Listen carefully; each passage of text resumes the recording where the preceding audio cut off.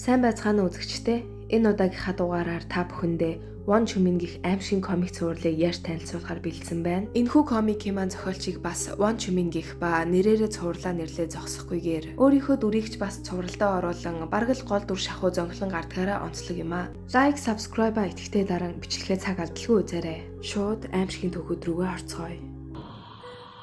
Төөх номер 1 баталгаат шуудан. One Chumin бол шуудангийн ажилтан. Тэрээр ажлаа тараад явах гэтэл захирлан түүнийг энэ сүүлийн ганц захиаг хүргэж өгөөд яв химээдэг. Тэрээр захиаг дурамжхан авах ба уг захиан заавал эзэнд нь хүлээлгэж өгөх ёстой захиа байдаг.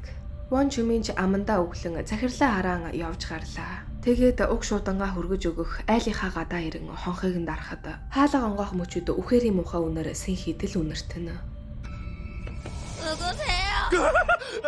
아이 깜짝 놀랐네. 얼굴이 왜 저러지? 어디 아픈 아인가? 안녕, 우체부 아저씨야. 혹시 아빠 계시니? 아니에요. 아, 그래. 근데 이 아이 상태가 안 좋아 보이는데. 엄마는 계시니? 네. 설마 방치됐거나 학대받는 건가? 밥은 먹었니? 괜한 오지랖일까? 네! 놀래라. 아, 그래, 내일 다시 올게. Энэ явдлын дараа One Chumin гэртээ ирсэн байх бөгөөд энэ ажлыг даалгасан захирлынхаа зургийг боксын мишокон дээр наан цохин харааж зүгэн. Бас тэрээр өмнө нь боксын тамирчин байсан байжээ. 리하이, 오늘은 아빠 계시니? 아니에요. 엄마는 계시니? 아니에요. 아, 그래. 근데 대체 뭘 먹었길래 입 주변이랑 옷이 저렇게 지저분하지? 밥은 먹었니? 네! 아니야, 저건 맞지. 그래, 내일은 좀 늦게 올게. 아빠한테 우체부 아저씨 왔었다고 꼭 전해줘. Үүний дараа One Chumin-д нэг л эвгүй мэдрэмж төрөн бүрж ирэхэж орхилоо. Тэгээд ажлал юм хойно эзэндэн шууданг нь заавал хүлээлгэж өгөх ёстой юм болохоор нөгөө айл руугаа маргааш нь аргагүй ирэхэнд дахин очдог. Гэтэл хаалга онгооход энэ удаад харин өмнөхөөсөө арай л өөр мэдрэмжтэй байх нь тэр. Илүү сулдсан, илүү өссөн аимшигтай харагдаж байлаа. 안녕하세요. 안녕, 오늘은 아빠 계시니? 아니에요. 아니겠지? 엄마는 계시니? 아닐 거야. 아니에요. 밥은 먹었니? Тэгээд манай залуу маань хэдий аимхаач гэсэн боксор хичээлдэг юм болохоор нөгөө нэг юу нь мэддэхгүй амтныг шууд л нам зохин дуустдаг. Төөх номер 2 уучлалт.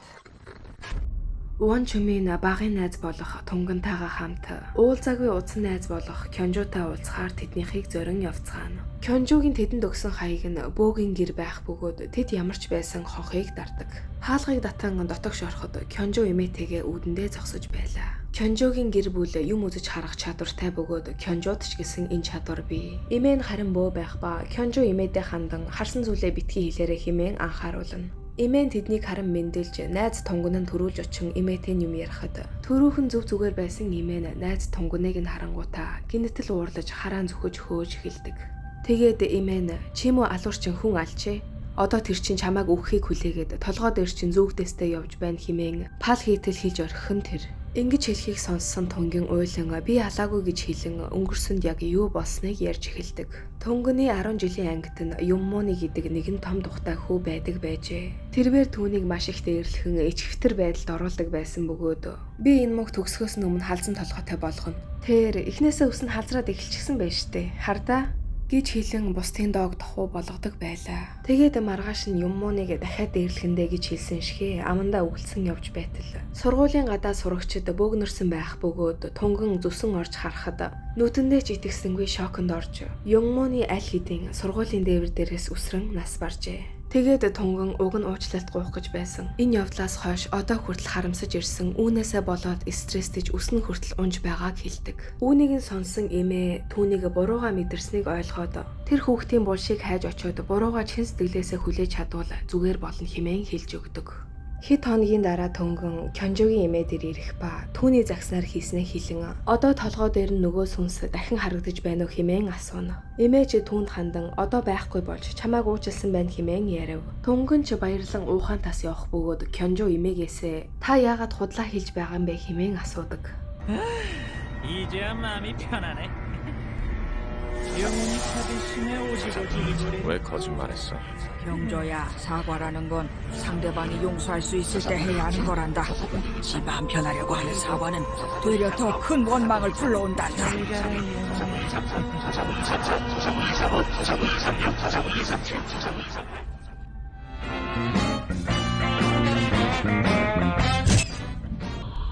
Түүх номер 3 аимшигын группийн цуглаан. Интернет аимшигын группийнхан уулзалтаж мэддэг аимшигын түүхээ хоорондоо хуваалцсан. Яриа эхлэхээс өмнө группийн гишүүн Вон Чүмийн хин нь ямар ч түүх ярьсан заавал алга ташин хэмээн дүрм гаргадаг. Үүнийг сонсон Идахэ бүсгүй аимшигын яриа ярьж байхад яагаад заавал алга таших ёстой гэж асуухад Кёнжо түүнд хандан яагаад гэвэл алга ташилт гэдэг нь хоёр гараа нийлүүлж гаргаж буй чимээ учраас ямар нэгэн сүнс жүтгэр гагцхөө энэ үйлдэлийг л хийж чаддаггүй юм гэдэг. Тийм ч болохоор хүмүүс бид бурханд залбирахдаа хоёр гараа нийлүүлэн залбирдаг шүү дээ гэж Кёнжо тайлбарлаж өглөө. Уг ярианы дараа Төнгөн бас нэгэн амд амьдсан яриа ярьж өгдөг. Энгийн хүмүүс ч гэсэн сүнс харах боломжтой гэдгийг та нар мэдэх үү? Амьдын ертөнц болон үхэгсдийн ертөнц нь нэг цаг хугацаанд байдаг. Тийм ч учраас энгийн өдөр тутмын нүдээр харуул харагдахгүй. Харин арай өөрөөр эвгүй байрлалаар хараад үзэх юм бол харагддаг гэдэг. Жишээ ярихад үүрээр үсээ угааж байгаад ийш тийшээ хараад дараа нь толь руу харвал яг чиний хойно сүнс чам руу ширтэж байх жишээний гэж Төнгөн мэддэг зүйлээ хуваалцлаа. Үүний дараа Идахэ бүсгүй Вон Чүминээс бидний цугласан энэ байшин яагаад муу ярих болсон юм бэ гэж асуухад Вон Чүмин тэдэнд болсон явдлыг ярьж эхэлдэг.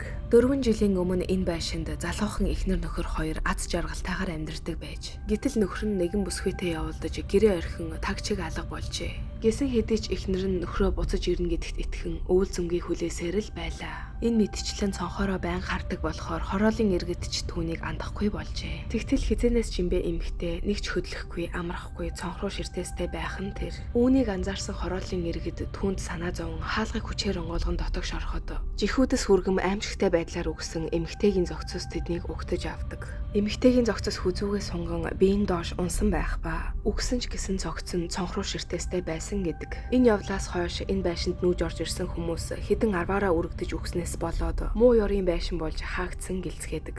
Гэж Вон Чүмийн түүхээ ярьж дуусахад дөрмийн дагуу бүгд алга ташцгаалаа. Гэтэл гишүүд Тунгуныг анзааран харахад тэрбээр нэг л жигтэй сонингоор алга ташиж байх нь тэр.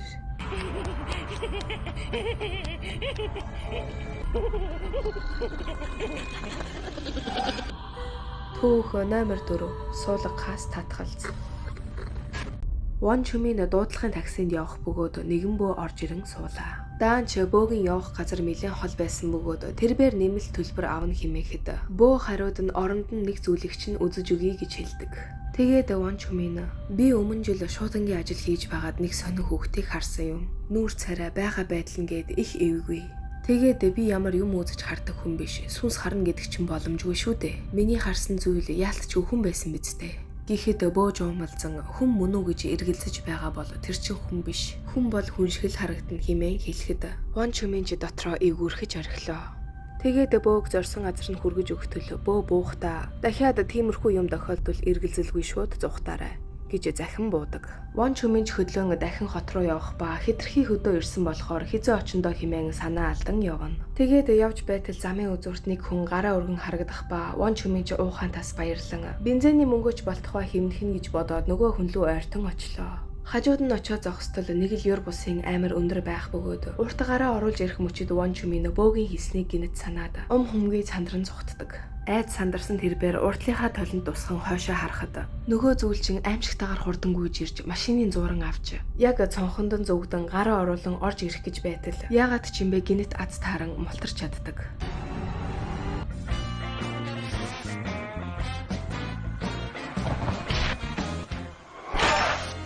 Түүх номер 5 шумбагчийн яриа. Вон Чүмийн усан шумбаг хоббитой цэрэг найзтайгаа хамт далайд завтайгаа ирсэн байлаа. Тэгээд цэрэг найзаасаа усан шумбах ер нь ямар шүү байдаг вэ? Аюултай юу хэмээн асуухад амар энэ ч юу байх вэ? Ер нь шумбагч хүмүүс зүрх зогсолтоор ихэвчлэн өгдөг. Жишээ ярихад харанхуй даалаад гэрлээ тусхан явж байгаад ард ямар нэгэн зүйл байгаа юм шиг мэдрэгдэн хойш харвал харанхуй даалаад өгсөн цогцостой нүүр тулгаран гинет шок орон зүрх зогсон өөхөх тохиолдлууд их байдаг. Ерөнхийдөө шумбагч хүнд 3 хориглох зүйл бий. Нэгдүгээр нь шин оройгуур далаараа үсрэх хоройтой. Хоёр дахь нь арх уусан бол шумбал хийж болохгүй. Сүүлийнх нь ажлын шугамаар ямар нэгэн цогцос хайж байгаа бол босоогоороо харагдаж байгаа цогцос дээр очиж болохгүй. Яагаад гэвэл хамт далайн гүн рүү живж өгдөг болохоор. Гэж цэрэг Вон Чүмэнд хэлэхэд тэрбээр би мэдх юм байна. Тэр чин усны чөтгөр бидтэй гэж асуухад цэрэг найз нь түүнийг шоолон усны эргүүлэг дотор зогцос яваад орчих юм бол босоогоороо байгаа юм шиг харагддаг. Тэрийг нь мэдэхгүй зогцос дээр яваад очих юм бол эргүүлэгнээс болоод цогцостой хамт далайн гүн рүү живж өгдөг юм. Тэгээд цэрэг би бол юунаас ч яахгүй гих мэтэр өөрийгөө баахан дүүлгэж байгаад далаа руугаа шумалтаа хийхээр үсэрдэг. Тэрбээр шумбан явж байхад ардуур нэг зүйл жирсхийн өнгөрөх бөгөөд төрөөхөн л сүнс чөтгөр байхгүйгээд томроод байсан цэрэг маань хүйтэн хөлсөн шахран эвгүрхэж эхэллээ. Тэгээд яг энэ үед нэгэн гоёмсог хясааг олон авах гэж байтал нөгөө нэг зүйл чин яг чанх нурууных нь ард нүгэлтэн ирхэн тэр. Цэрэгч өөрийгөө зоригжуулан эргэж хараад 난 해병이다. 무엇이든지 죽인다. 오늘 점심은 샥스핀이라 내 친구. Түүх номер 6 хүүхэлдээ. Нэгэн онцгой тоглоомын дэлгүүрт тунган орж ирэх бөгөөд худалдагч өөрийгөө энэхүү юр бусын тоглоомын дэлгүүрийн зарц хэмээн танилцуулдаг. Тунган ч 5 настай хүүдээ төрсөн өдрийн бэлэг авах гэж ирснээ хэлэн нэгэн хүүхэлдээ түүний нүдэнд тусан худалдаж авахар болдог. Тэгээд худалдагч хүүхэлдээг түүнд зарахдаа энэ хүүхэлдээнд нэг анхаарах зүйл бий. Хүүхдээ энэ хүүхэлдээтэй хамт ганцаараа орхиж болохгүй. Заавал санаж яваарай. Дараа нь хариуцлагыг бид үүрэхгүй, буцааж бас болохгүй гэж хэлэхэд тунганч түүний яриаг нэх тоолгүй. Би угаасаа гэрээсээ ажилдаг. Та ч үнэхээр сонирхолтойгоор бизнесээ хийх юм аа. Хэмээн тунганч гэрлүүгээ явлаа. Тэгээд тунган төрөний авсан хүүхэлтэйгээ хүүдээ өгөн дүүтэй болмоор байна гэдэг байсан бидтэй. Одоо энийг дүүшгээ хайрлаарай хэмээхэд хүүд таалагдaltaгүй тоглоомыг шидэж орхиход аав нь уурлан ийм үнэтэй хүүхэлтэй авч өгч байхад баярлаа гэд авах хэрэгтэй юм шүү. Тэгээд бас чиний дүү гэж хэлж байна. Хурдан босгоод уучлалтгүй гэх мөчөд хүүхэлтэн нүд гүйн хөдөлж хүүрүү ширтгэн тэр. Хүүч аавда нүд нь хөдөлснийг нь хэлэн хай хэмээхэд аав нь ч бүр уурлан түүнийг загнан тоосонгүй. Тэгээд маргааш нь тунгийн удаан уулзалтаагүй найз Вон Чүмэнтэйгээ уцаар ярьж байх ба. Тэд ойрхон уулзалтаж ганц 2 шилэм уухаар болон хүүгээ төрөө орхин гардаг.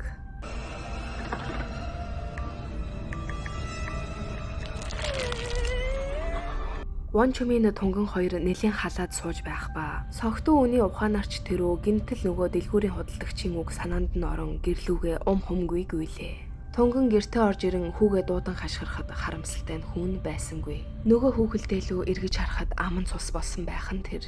Тунганы дотор ч палхийн хүүхэлдээг барьж аван хамаг хараалаа хилэн хашгирахад аимшигт хүүхэлдээ түн рүү муухагаар инээн.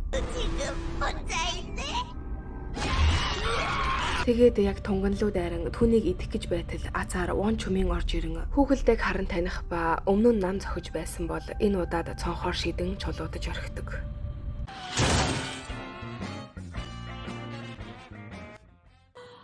Түүх номер 7 тусдаа гарсан нь Вон Чүмэн эцэг ихийнхээ гэрээс нүүн өрх тусгаарлан тусдаа гарах ба нүүж ирсэн байранд нь ээж нь түүний ачааг зөөн дуслана. Тэгээд ээж нь хүүгийнхаа юмыг зэгцэлж өгөнгөө түүнд хандан гадуур холлоод байлгүй гэртээ заавал хоол иж идээрэй. Панчан гэдэр чин дуусчих юм бол ээждээ заавал уцаар хэлээрэй. Бас чиний амьдарч байсан гэрт чинь нэг гадаад хүн амьдарч байгаад амиа хорлоод өгсөн гэж сонссон. Илүү дутуу сүнс гараад ирчихгүй гэж айж байшгүй ээж нь. Гих мэтчлэн яран ёстойлон шууд утгаараа чихнээс тусгартал өглөж орхидог. Оройч болж ээж нь явахынхаа өмнө хүүгийнхаа мөрийг зөөлхөн базаж өгөнгөө. Вон Чүмэнийг ажил төрөлхийн дустаа гарч байгаад баярлан түүнийг магтана. Харин тэрбээр дотроо ээжийн хүч ийм муу байсан билүү? Үнэхээр муу барьж байна шүү хэмээн бодон зогсдог. Тэгээд ээж нь ч явж тэрбээр илүү дутуу юмнуудаа янзалж байтал ардуур нэг зүйлж ирсхийн өнгөрж орхих нь тэр.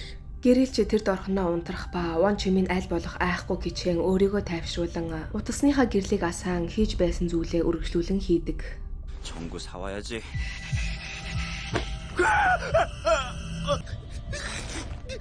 에이, 엄마지? 놀랬잖아. 아까 나가놓고 왜 다시 왔어? 뭐 두고 가... Утасныхаа гэрлийг дусхан хойш ирэн харахад хинч байсангүй. Гэтэл нэгэн шингэн зүйл түүний хазар дээр дусах ба тэрбээр дээш харуулаа.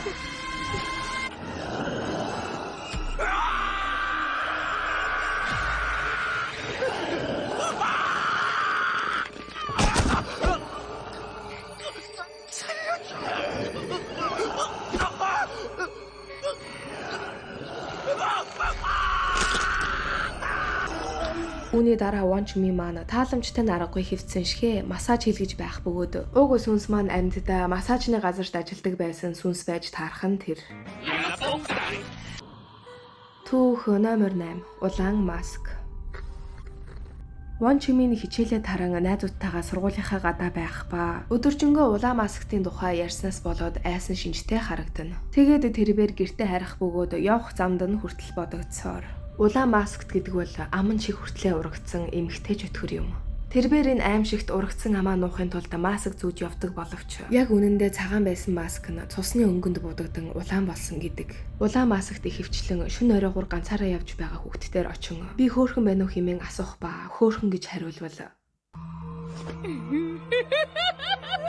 내가 예쁘다고? 그럼 나랑 똑같이 만들어줄게! харин эсэргээрээ царай муута гэж хэлэх юм бол 못생겼다고? 너도 나랑 똑같이 만들어줄 테다!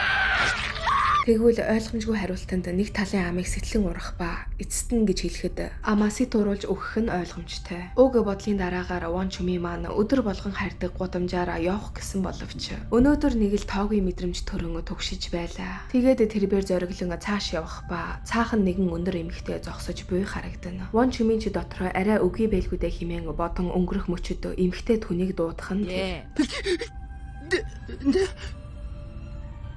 내가 예쁘니?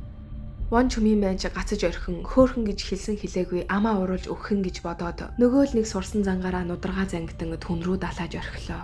Даан ч бүтлэхүйтэн улаан маскт хамгаалах ба тэрээр Вон Чүминд хандан чамайг дахиж ингэхгүй болтол чинь амигч нь ураад өгье л доо хэмээн яг зад татах гэж байтал азаар түүний найзууд ирж тааран чуужиг улаан масктыг өшөглөн унгаалаа. Кёнжо Вон Чүминийг зүгээр үү гэж асуун чуужиг чамайг аюултай байлд орсон гэд ирлээ гихтээ зэрэгцэн тунгын ч сургуулийнхаа бүх хүүхдүүдийг цуглуулan ирж улаан маскт руу дайрдаг.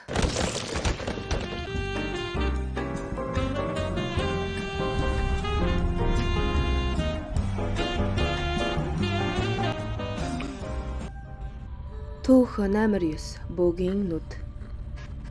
Вон Чүмийн удахгүй гэрлэх найз охинтойгоо хурмынхаа басараар Хавай явцгаа хэмээн ярилцсан. Тэгээд тэд өөрсдийгөө үзүүлэхээр нэгэн алдартай бөөдөр очрлох ба тэдний ээлжч болон дотогш орлоо. Тэднийг дотор орж ирмэгцөө бөө Вон Чүминийг жигтэй сонингоор харснаа. Өнөөдөр ядарсан болохоор та нарыг үзэж чадахгүй. Зүгээр зайлж өгцөх нь. Гэхдээ Вон Чүмийн ч хагартлаа уурлан бөөг элдв янзаар хилэн нөгөө нэг нам зогтөг эвгүй хүн нь гарч ирэх гэж байтал ардаас нь амар том биетэй хамгаалагч гарч ирэн гараад надтай уулзраа олчихоо химээхэд Вон Чүми маань ч жижигрэн дуулгартай наргагүй гарлаа. Стрессцэн хоёр маань гадаа гарч ирэн зам руу дөхөх бөгөөд гинтэл нэгэн ачааны машин Вон Чүминийг хаман авч явах нь тэр.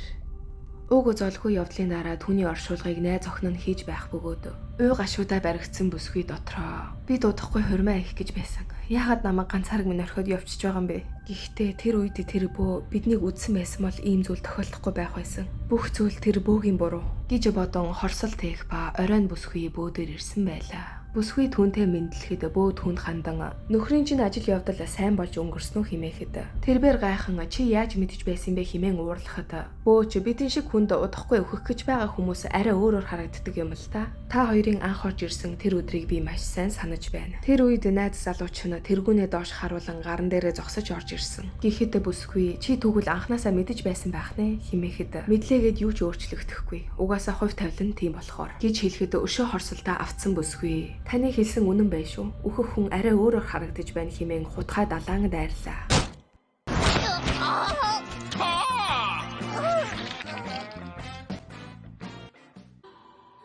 Түүх номер 10 зарга. Вон Чүминий 3 жилийн өмнө худалдаж авсан байрных нь барилгын ажлын дуусан нүүж очдог. Тэрээр эцэст нь нэгэн өөрийн гэсэн байртай боллоо хэмээн байрныхаа гадаа ганцаар яран зогсно. Тэгээд байрлуугаа харан баярлан зогсож байтал ард нь нэг хүүхэд өлсөөд байна хэмээн дуугардаг.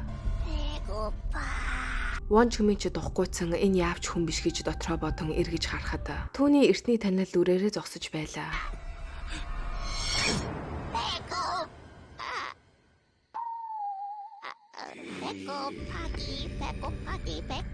Ямар ч л байсан эртний танил нь Вон Чүминээс айн цааш яваад өгөх нь тэр. Тэрээр үргэлжлүүлэн гэртээ орохоор лифтэндээ суун өгсөх бөгөөд хажуудах толиндоо харахад 괜히 아파트 엘베만 타면 으슬으슬하단 말이야. 거울 때문인가? 저게 뭐지?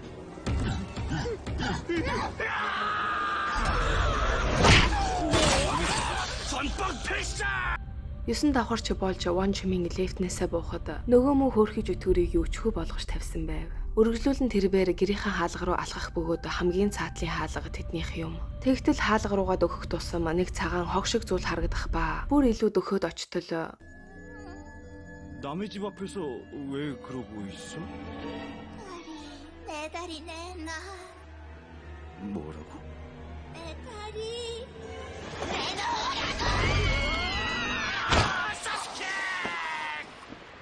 энэ мэдчлэн хөлгөө сүнсийг ч нам өвдөглөн шидэж орхилоо. Ван Чумийн маань ч нэг юм гэртээ орох бөгөөд цонхороо сарыг ажиглан одоо найз охинтой болчихвол бараг л төгс боллоо хэмээн өөртөөгөө ярьж байтал.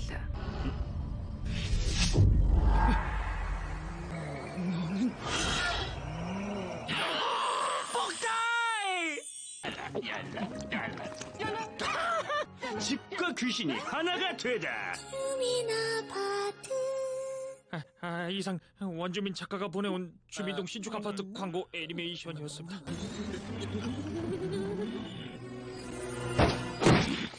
저 자식 고소해. Төөх номер 11 BG Ван Чумийн.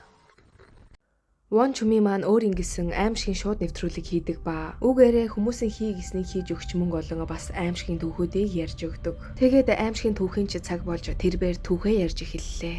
Энэ удаагийн аимшигт яриагаар алдарт балетчин болох мөрөөдөлтэй нэгэн охины тухай юм. Одоогоос 20 жилийн өмнө балетчин охин маань ээжтэйгээ аз жаргалтайгаар амьдарч байж гэвч охин осолд орж маш хүнд бэртэн хэвтэрт орох нь тэр. Үнэхээр харамсалтай зүйл болж охины ээж ч өдөр болгон түүний төлөө залбирсаар ганцхан удаач болтугай охиныхоо бүжиглэж буйг хармаар байна гэж. Тэгтэл нэг өдөр ээж нь өмнөх шигээл охиныхоо өрөөнд орж ирэхэд маш гайхмаар зүйлийг олж харлаа. Хэвтэрт байгаа охин нь хөшигний цаанаас бүжиглэж байгаа сүдэр нь харагдаж байх нь тэр. Ээж нь ч бурханд баярлан хөшгийг аяархан нээн охиныхоо бүжиглж буйг хартал. Тэрбээр газар дээрээ нас барав. Чөтгөр охиных нь үснээс нь татан хөдөлгөж байсан байж таарах ба үүний дараа охинч гисэн маргааш нь амьсгал хураасан гэдэг. Гэж тэрбээр аимшигын түүхээ ярьж дууссаны дараагаар 만화는 언제 그리냐고요? 아, 나 진짜 아까부터 자꾸 뒤에 뭐가 있다고 그러냐?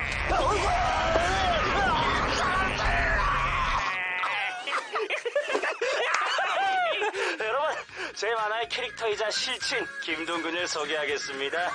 안녕하세요, 김동근 평가자입니다. Ван Чумийн найз Тонгон ч түүний шууд нэвтрүүлэгт оролцсон тусалж элдв янзаар илгэлж байгаад явлаа. Тонгон явсны дараагаар нэвтрүүлгээ үргэлжлүүлэн хөтөлж байтал нөхцөл байдал жинхнээсээ өөрөөр эргэж эхэлдэг. 뭘 계속 침대를 보래? 조가. 누구세요? 어떻게 들어?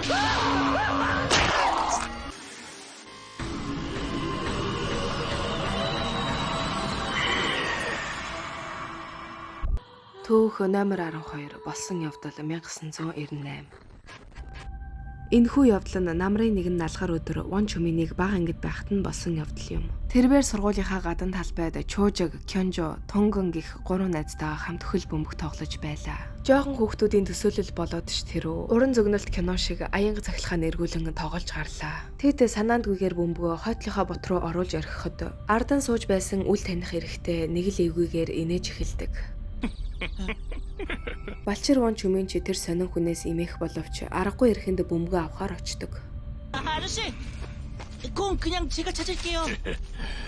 이미 찾았지. Тэгээд үл таних хүн чи энэ ойрхон амьдардаг юм уу гэж асуухад гинэн Балчир Ван Чумийн маань аль байранд амьдардгаа шууд л хэлмэгц. 그래? 아저씨도 거기 사는데 우리 이웃 사촌이네. 네, 감사합니다. Балчир Ван Чумийн маань ч үл таних хүнээ сайн бошуухан л бөмбөгөө аван явлаа. Найзуудтайгаа тоглож дуусаад өмнөх шигээл гэрлэгөө орохоор орцоороо алхах ба лефтэндээ яг суух гэж байтал түрүүний үл таних эрэхтэй урдаас түүнийг хүлээж байсан мэт лефтний хаалга даран зогсож байх нь тэр. 안녕. 우리 아까도 봤지. 뭐해? 얼른 타. 아니요, 전 계단으로 올라갈 거예요. Ван Чуминий гэр нь 7 давхарт байх ба шатаар алхан явсаар яг 3 давхрыг өнгөрөх гэж байтал түрүүний үл таних эрэхтэй 3 давхар дээр бас яг хүлээгээд зогсож байдаг. 왜 계단으로 가는 거야? 그냥 타. Бяцхан Ван Чүмээ маань humгүй шатаар өгсөн 4 давхар дээр ирэхэд бас л түүнийг хүлээж байв. Үхтлээ айсан тэрбээр 6 давхар хүртэл өгсөн очоод амьсгаагаа даран хэсэг хүлээн зогслоо. Тэгээд одоо яг явсан байх гэж бодоод 7 давхар руу гарan гэрийнхээ хаалга руу очтол нөгөө үл таних эрэхтэй Ван Чүмэний гэрээ хаалганы урд зогсож байх нь тэр.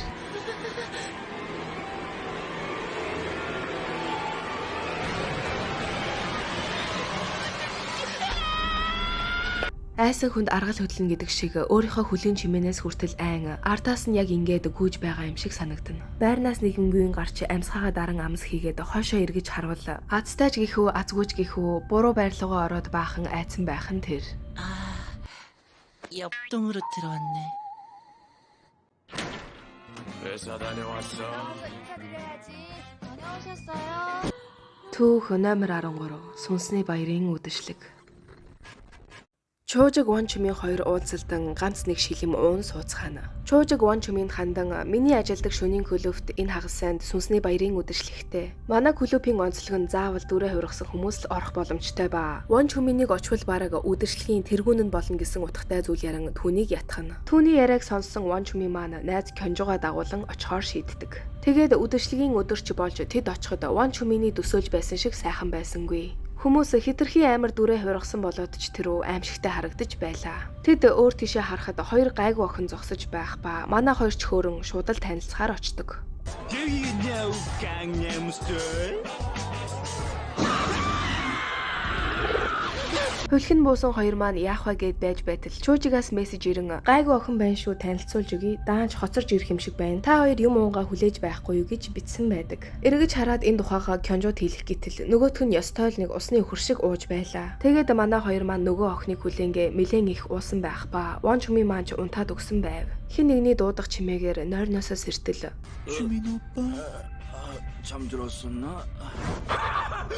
Ван Чүмийн маань ч чочин ухаан ороод хартал нэгэн эмэгтэй түүний урд зогсож байлаа. Тэгээд эмэгтэй өөрийгөө 저 조지 오빠 소개로 온 영화라고 해요. 정말 뵙고 싶었어요. 옆에 앉아도 되죠? нүүр хувиргалтаас болоод ч тэрөө Ван Чүминд уг эмэгтэй ерөөсөө энгийн бүсгүй шиг санагдахгүй байх ба жирхэн айсан тэрбээр урдхаа өгсруулан уухаас өөр юу ч хийж чаддаггүй. Тухайн эмэгтэй ч анх ярьснаасаа хойш өөр зүйл ярилгүй Ван Чүминийг цоортор ширтэж байснаа. 우리 춤추러 나가자.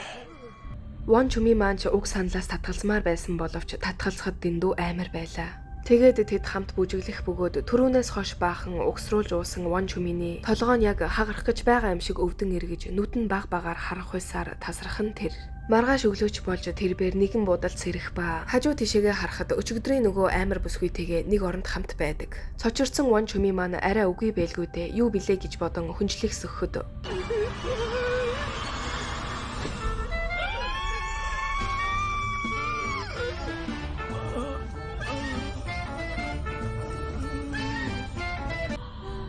Түүх номер 14 ан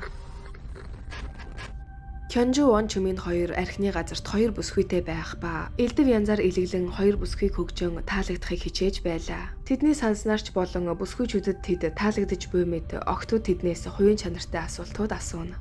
냄새 좋다. 담배 안 피우나 봐. 오빠 혈액형은 뭐야? 삐요. Тэгээд Ван Чүмийнтэй сууж байсан бүсгүй би чимээгүй гой газар мэднэ. Бүгдээрээ үргэлжлүүлээд тийшээ явцгаа химэн дараачийн газар руугаа явцгаадаг. Түрүү нэг Кёнжугаас цусны бүлгийн асуулт асуусан шиг Ван Чүминээс ч мөн адил бүсгүйчүүд асуудаг. Манай хоёр ч баярлан хөөхөн хоёр охин уургалсандаа итгэж ядан Ван Чүмин Кёнжууд хандан одоо очих газраа бүгдээрээ орж суугаад хоёулаа жоохон байж байгаад 0 оръё. Тэгэхдээ утсаа хоолой бичлэг дээр нь тавиад нууцаар үлдээчихье. Тэгээд чипт хоёрын тухай охид юу гэж ярих нь сонсоё химэн тохиролцдог. Охид ч тэдний дагуулan паб байгаа гэж хэлэхээргүй зойрын давхар руу орцгоолоо. Манай хоёр ч жоохон эвгүрхсэн ч гэсэн даган орцгоох бөгөөд дотор тэднээс өөр хүн амтэн нэгч байхгүй. Шалаараа гялгар цаас дэвсэн байх нь Ван Чүминд нэг сонин санагдана. Тэгээд манай хоёр залуу маань түрүүн ярьсан төлөвлөгөөнийхөө дагуу утсаа хоолой бичлэг дээр нь 50 үлдээн хамт 0 орохоор явцгаадаг. 다녀와. 근데 남자끼리도 화장실 같이 가? 그럼. Кёнжу Ван Чүминд хандан Энд ихтэй сонин санагдахгүй байна уу? Ийм хөрхөн октод яагаад чи бит хоёртай хамт яваад байгаа юм болоо? Гэхэд Ван Чүмин юу гэсэн үг вэ? Чи бит хоёр хөвгөлтэй болоод таалагдж байгаа байлгүй дээ. Гэж хэлэн тэд буцсан дотогш орцгоодог. Охид тэднийг ямар удадгийн гэж хэлэн бас зөрөн 0 орлоо хэмээн явцгаалаа. Манай хоёр ч тэднийг явсны дараа нөгөө хоолой бичлэгээ сонсохоор яаран бушуухан шиг л уцаа гаргаж ирэн товчлуураа дарав. 경조 오빠는 어때? 착하고 순수하고 몸도 건강해 보여. 꼭 잡아야겠네. 주민 오빠는? 주민 오빠도 담배 피는 거 빼고는 다 괜찮아 보여. Өсгөөжүүдийн магтаалыг нууцаар сонсон хоёр маань бүр хөөрөн баярлаж байж ядан харагдана. Тэгээд хоолой бичлэг дахин үргэлжлэн 네, 오빠 지금 작업장이에요. 야, 안주 나왔나 보다. 네, 통나무 2개요. A랑 B요. 통나무? 저희 화장실 간다 하고 나갈 테니 작업하세요. Ван Чүмин Кёнжо хоёр маань өөрсдийн мэдлгүй хүний наймааны олз болцсон байх нь тэр. 오늘은 통나무가 어리고 좋구나. 바로 작업 들어가자고. Манай хоёр өгтлээ зодуулсан байх бөгөөд айсан Ван Чүмин оронд нь энийг ав хэмээн Кёнжог өгнө. Гэтэл нэг масктай эрэхтэн тэдний хамгийн сайн танил найз болох Чуужиг байх нь тэр. Цаанаас уг эд эрэхтний наймааны дарга өгнө нь Чуужигийг юу хийгээд байгаа хэмээн хүйтэн өнгөөр асуухад гацаанд орсон Чуужиг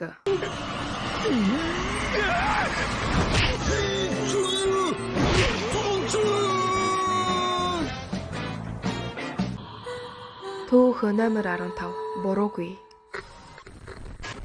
Ван Чүмин Үжүнгийнх 8 настай хүүтэй бөгөөд хүүгийнх нь анги хариуцсан багш гэртэн зочлох болсноо уцаар хэлэхэд Ван Чүмин ажилдаа болохоор би гэртээ байж амжихгүй байх уучлаарай багшаа та Үжүнтэй уулзаад явхад болно хэмээн уцаа тасалдаг. Тэгээд тэрээр уцсныхаа дэлгэцнээр байх зургийг харан санаа алдна. Тэдний гэр бүлд жохом юу тохиолдсон бэ гэвэл Ван Чүминий гэр бүл анх дөрвөлээ аж төрдөг байж багаасаа бие муутай байсан том хүн золгүй явдлаар өнгөрсөн бөгөөд үүнийг харсан ихнэр нь аажмаар ухаан санаа нь самууран галзууран гэнэтэл нэг өдөр ор сураггүй алга болсон гэдэг. Харин багаасаа ахуулаад гоц ухаантан гэгддэг байсан баг хүү болох Үжүн ин нь ээж ах хоёроо алдаатч тэрөө багаар зан авир нь өөрчлөгдөн сонирн болж байлаа. 저기 형아가 미쳐나봐. 우중아, 너는 하늘나라 갔다니까. Цаг хугацаа явах тусмаа түүний хүүгийн зан авир улмал хурд ширүүн болсоор тэгээд Ван Чүмин ажлаа таран гэртээ ирж хүүгээсээ багш нэрээд явсан уу гэж асуухад 선생님하고 병원 놀이하고 있었어. 그런데 지치셨나봐. 안 움직여. 뭐? 선생님 정말 죄송합니다. 바로 풀어드릴게요. 죽었어. Ван Чүмин уг нөхцөл байдалд итгэж ядан чи үүнийг хийсэн мүү гэж хүүгээсээ асуухад 저 여자가 저번에 날 화나게 했잖아. 이건 살인이야. 아빠가 신고하면 너 꼼짝없이 감옥 가는 거라고. 신고해봐. 난 경찰 아저씨에게 아빠가 한 거라고 해야지. 게다가 엄마랑 형도 아빠가 죽였다고 하면 되겠다. 뭐? Гэтэл яг үнэндээ баг хүү болох Үжүн ин нь ээж ах хоёроо бас хороосон байх нь тэр. Энэ бүх аимшигт үнийг мэдсэн Ван Чүмин яхаа мэдэхгүй цочирдон зогсоход хүүн 남은 인생 감옥에서 썩고 싶지 않으면 빨리 저거 치워.